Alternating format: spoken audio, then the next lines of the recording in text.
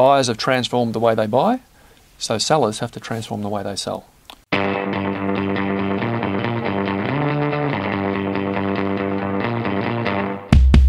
I've got Graham Hawkins with me again. Welcome back, Graham. Thanks, John. Hey, we promised the audience we'd talk about how to transform. Yep. And there is significant transformation required. You know, some of the dramatic things you've talked about really have opened my eyes and hopefully the audience to some real change that's necessary if a lot of organisations are going to survive selling to large B2B solutions to large corporates. Mm-hmm.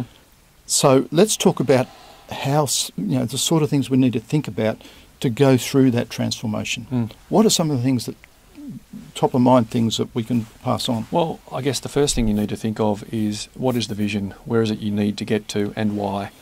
And as all of the thought leaders in change management will say, you've got to get senior management buy-in and everybody participating in what that transformation looks like. This is a survival issue for a lot of organisations. Absolutely. And if this doesn't happen now or in the next year or two or three, all these changes have happened very quickly in the marketplace, and unless we respond and transform. So it does require that change in vision, that embracement by the leadership team, and then drawing the rest of the organisation into that vision. Correct.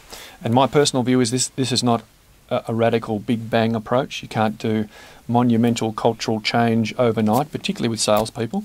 I think there's a real incremental approach to how we go through transformation. There's a number of short-term tactical steps that I think you can take. Right. There's a number of bigger, more strategic steps that need to be addressed at the same time.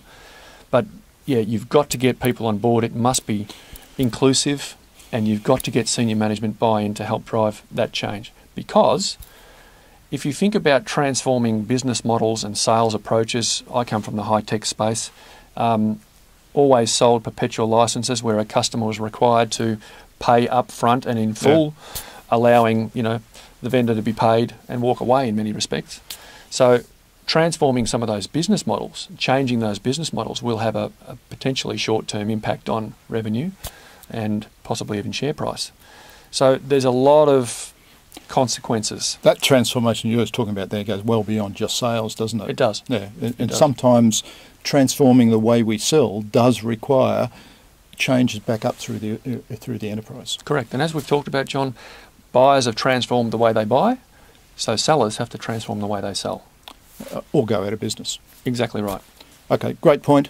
There's a lot more to transformation than the little discussion we're having right now. Yep. But getting that vision, understanding how we do need to change is number one. Yes. Buying into that as enterprise is number two. Yep. And then working out how step by step we implement that. Correct. Over a period of time. It's not just doing a bit of training or whatever. No, it's a paradigm shift. I hate that word paradigm, but it's very much a paradigm shift. Well, you hate it, I love it. That's great. Okay, good.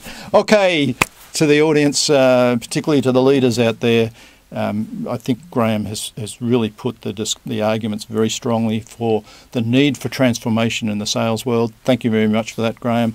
Get his book. It's called Sales Transformation, and I think you'll get a lot of value out of it. It will help you think through how you need to transform and drive a change in your business. Thank you very much, Graham. Pleasure, John. Thank you for having me. Appreciate it.